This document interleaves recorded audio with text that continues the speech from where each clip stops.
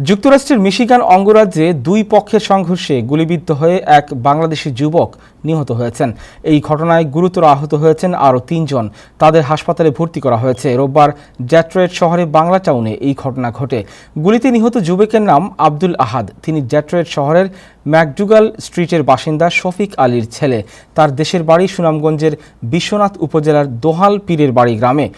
জানা যায়, একটি গাড়ি আরেকটি গাড়িতে ধাক্কা লাগার ঘটনায় দফারফার জের ধরে এই সংঘর্ষের ঘটনা ঘটে। দোষী ব্যক্তিদের গ্রেপ্তারে ডেট্রয়েট পুলিশ মাঠে নেমেছে।